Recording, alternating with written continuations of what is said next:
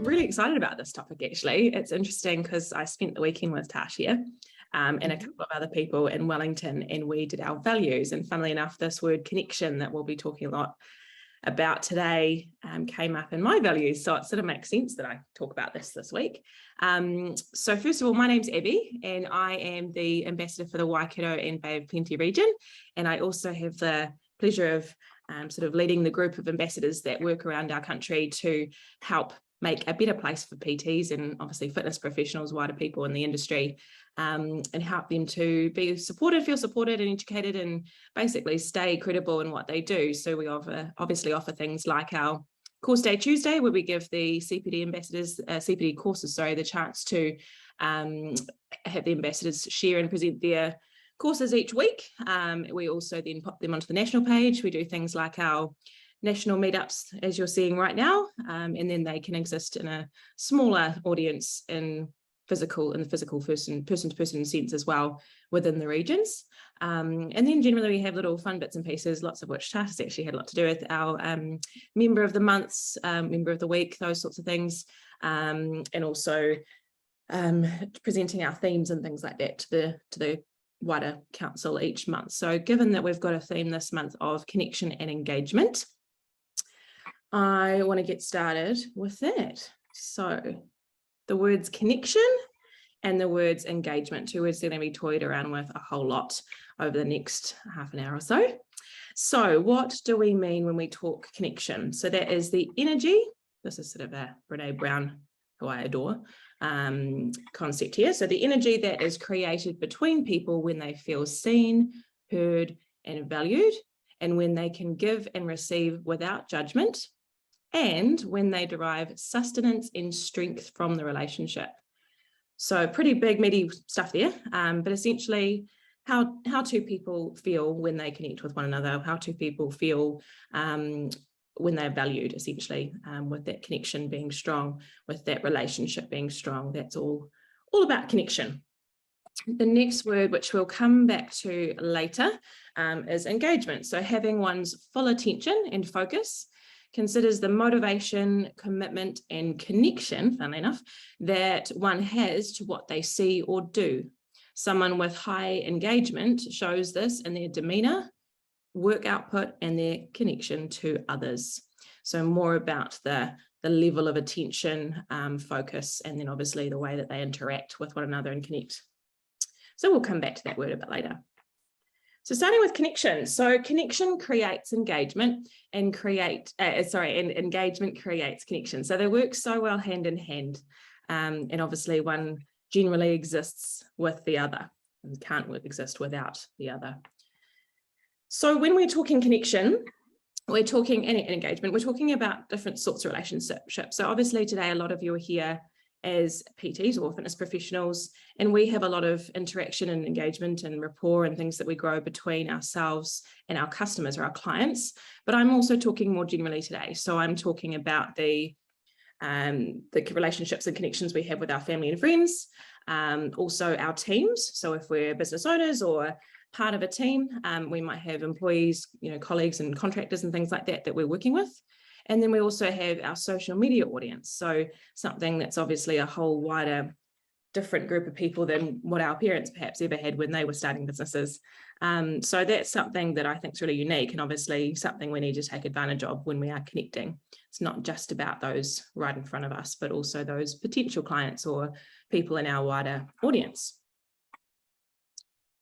So when we're talking about connection, what is it that makes someone want to reach out for us and want to connect with us?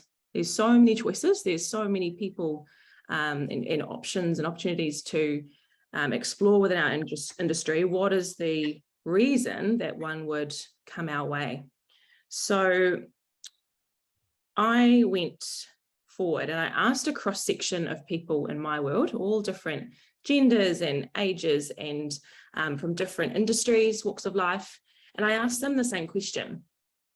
And the question was, how can a person or a company that you're engaging with, either personally or professionally, interact to best connect with you?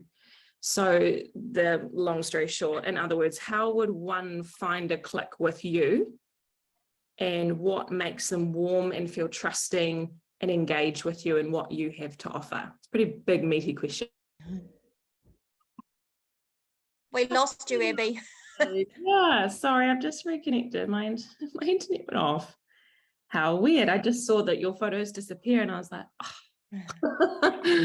Okay, we'll just jump back in.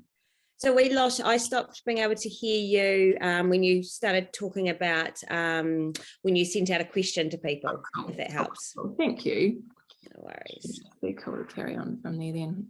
That looks comfier. All right, am I actually recording? Sorry, guys. Yeah, we're recording. Okay, so I'll go back on. There we go. All right, so I heard things like they need to speak my language or sing my tune. They need to know their audience or where I sit. They need to be able to put themselves in my shoes and meet me at my level. They need to show empathy and care, gain respect and trust, come to me with a warm smile, so more the body language side of things, make polite conversation to start with before sort of launching deeper into getting to know me. Be approachable and positive, aware of body language, feeling relaxed and welcoming towards me, be relatable, share my values. The list is massive. So all of the things that we found all had to do with people skills, soft skills. So no one said to me they need to know their stuff, especially when it comes to a product or a sales pitch as such. It wasn't so much about what they know, but how they came across. And I think that's something we often underestimate. We think we need to be all of the things. And actually, a lot of those soft skills that we already have, we just need to really connect with. So in a work sense, some of the people did speak more in a work sense rather than a personal sense. And they said things like they need to be really passionate about what they're offering. They need to approach without pressure. So they don't want to feel, these people don't want to feel pushed into something or like they're being sold to. They need to genuinely listen to what I have to say and what my goals are and respond without scripted small talk that doesn't feel meaningful or connected. And they need to ask feedback on how I'm feeling so that there's that connection and it continues to be thrown back and forward. So interestingly, once again, that skill list is something that you all have. You're probably looking at those words and deciding that actually you're quite capable of doing all of the above. So in other words, connection is relatively easy to do. It's just having intention and willingness about it.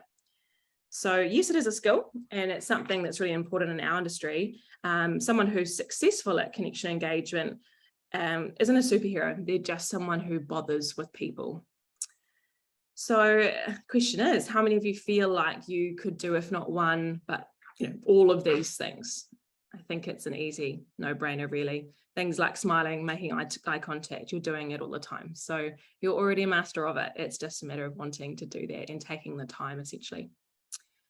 So moving on, that really proves that nothing really matters more than how much you care. So nobody cares how much you know until they know how much you care. In the past, I've done a little bit of speaking to students and things like that are building into our industry, and that's something I always mention because I do think there's such an emphasis on what you know. And yes, that of course has to be there, but essentially it's the how you go about putting out what you know that's going to make someone drawn to you and engage with you, which is coming soon. So the benefits of high social interaction, some really cool figures here, some stats about how it affects us a little more deeply. So 50% increased chance of longevity. They say there's a higher chance of immunity. I guess it's all that connecting, you're around people and you're building up your health immunity as well. There's lower rates of anxiety and depression in those who are more connected and more social. There's that higher empathy, self-esteem, better emotional recognition, being able to interact. So many sort of cognitive and emotional responses that come from that. So by neglecting our need to connect, we're putting ourselves under so much more risk is really what that shows us. The dangers, there's stats around, worse health and higher inflammation in the body, Obviously, those of you that were in lockdowns for a long time would have felt perhaps some of these slightly more dangerous aspects of being less connected. So aside from just building business and being a wonderful, comfortable person to be around who's connected, it's also that it's a health, it's a health thing as well. So there's so much reason as to why we need to remain connected, not only for business. And also the dangers going and then into the how. So if you're an introvert or you're someone who doesn't really find value in friends, not everybody wants to be the popular person, that's okay. There's still ways that you can connect, obviously, in the ways that suit you and how your personality rolls. And then lastly, ways that you can find that connection internally and build on that. You can be doing something with volunteering. Obviously, that's a real pull for those that are givers and want to be able to reach out and give back. You've got the chance of having more focus and connection when you're that number 2 there, taking care of yourself and reaching out to others. It can make you feel a whole lot better about yourself when you're giving back to somebody. And also that 3rd section there on asking for help. So this is a really neat diagram I saw with those 3 sections you've just seen. And I think, it gives us that idea of connection being such an easy thing, but just some ideas there around how to do it. So other ways you can connect, a lot of people in the business sense often get into networking groups, things like BNI or, morning meetings and things like that, where you might get together and have breakfast. For a lot of people, it's a real step outside the comfort zone to be connecting in that way, because it's, people you've never met, but someone's only a stranger until they say hello and connect with you warmly. And then, that could be the start of a really amazing, collaboration or something for business. So really getting into those networking sort of hubs is an idea. Taking up new hobbies. It might be that you have some extra time up your sleeve to go and join a sports team or a class of some kind that, you yourself as a fitness professional have never had the chance to try, which also strengthens your service, noticing how people are interacting with you as a client. If you've not had an experience of switching hats for a long time, it might be a worthwhile thing to do. Getting along to community events, really cool idea to just scroll through your Facebook, if you're a Facebooker, Facebook events and see what's happening in your region in the week. Maybe making a point of going out to a market. You never know who you might see. And of course, someone being reminded of you as a client or of your business as such when they see you at a public event just gives them that little cue of, right, I was going to get in touch with that person, or hey, why don't you come along to a class of ours? All those sorts of chances to interact. Who knows, it could be a forever friend or even a forever client in the making right in front of you from being present somewhere. So connection, all of the above creates purpose. So anyone who has a sense of purpose generally has something connected about them, strong connection to what they do, how they do it, the people that are involved in that thing. So we'll give connection a little tick in the box, something that we feel we can manage quite easily, I'm sure. Moving through into engagement. Now, I believe there's a sort of second meaning to engagement than what we talked on earlier. So this section here, we spoke about having attention, motivation, commitment to each other, and that's sort of what brings about this working system of one against the other, and engagement being strong is all about that. But there's also this metric in a sort of more business sense that includes content. So when we're talking engagement in a Facebook or social media way, so that includes a metric that includes any interaction with content. For example, on a video ad, it could include relatively meaningless actions like volume control, as well as metrics like clicks. So how engaged is somebody with your business? Well, it could mean how often they're liking or sharing something on your page. So slightly different skew on that same word there.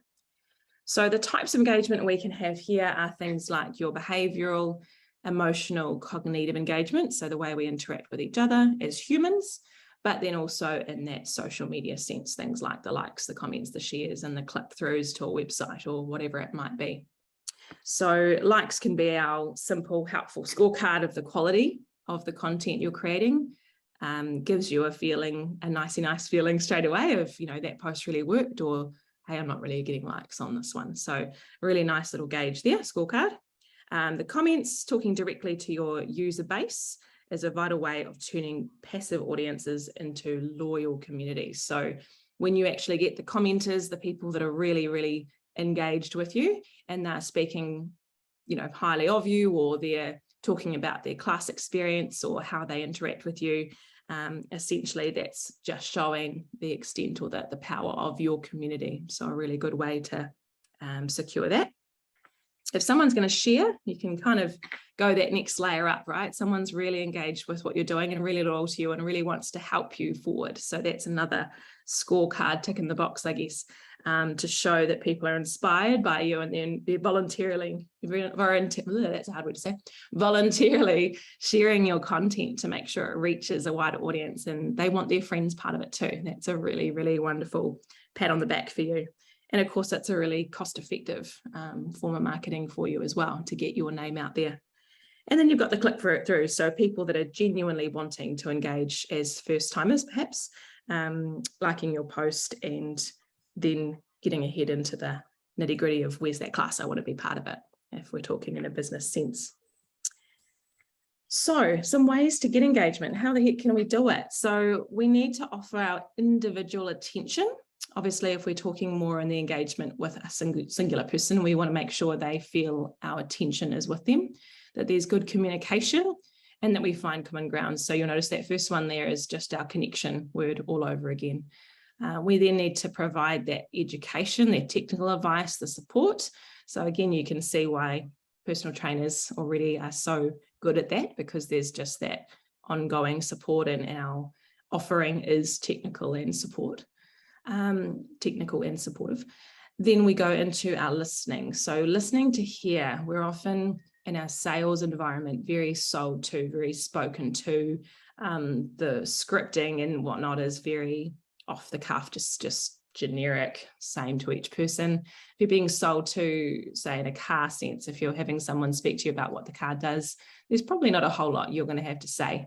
But in our sense, very people-centric, we need to really hear what people say, because it's often those real pain points that we're working with, and to not really hear and sense and feel how it is for somebody to be in their shoes will never really nail down what it is that we're here for at all. So really, really hearing to listen rather than talking.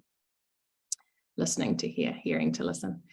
Offering the right tools, so giving them the space, literally, physically, or the space in terms of, that mental space, building them some structure around what they're doing. Obviously, again, I'm pulling this into the fitness sense, but giving them programming and things like that, creating a bit of a structure so that they feel safe.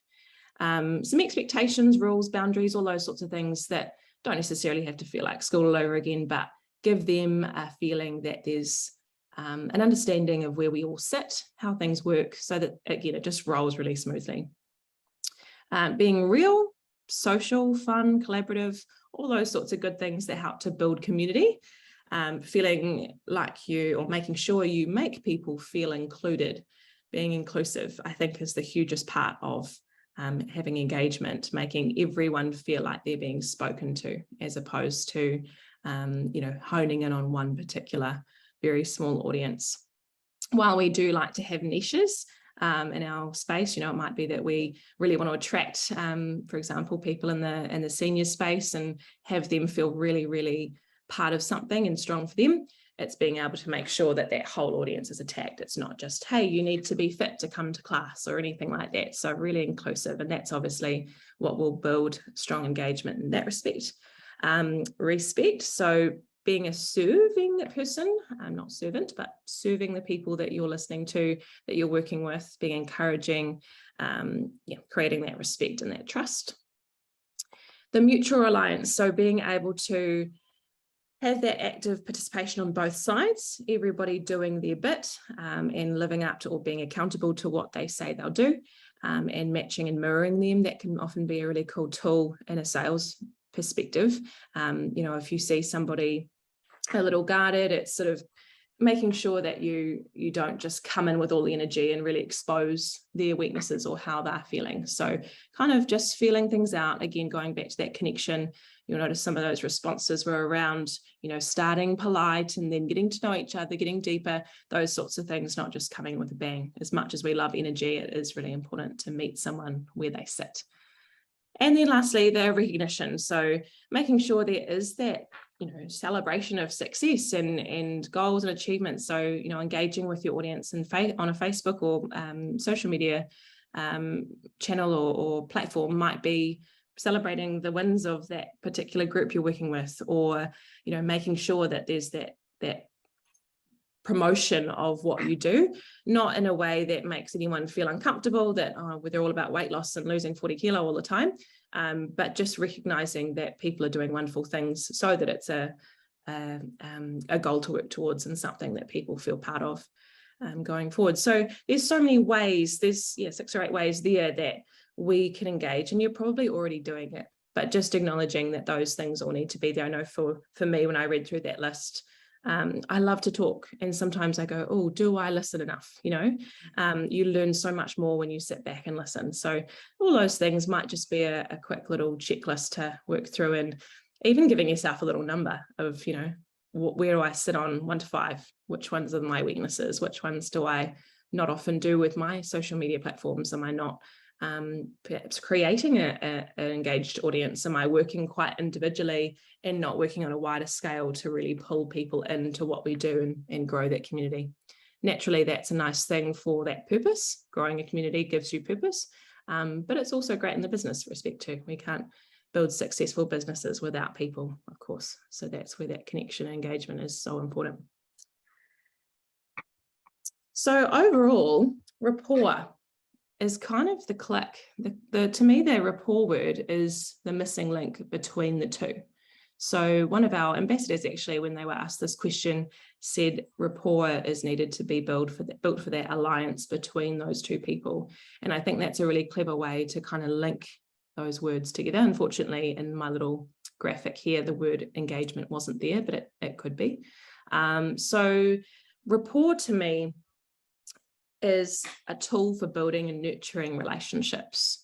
So when you have rapport with someone, you're better placed to learn and teach and sharpen your capacity to influence. And I think that influence word, let's be honest, it's kind of gone all sorts of ways, isn't it? In the sense of, an influencer being somebody who can sell products or show off their washboard abs and suddenly have an audience, let's be honest. But being influential, I think, is such a key to our industry. People have to feel really, really comfortable with you to bother coming to your space to learn with you or to work with you as a trainer.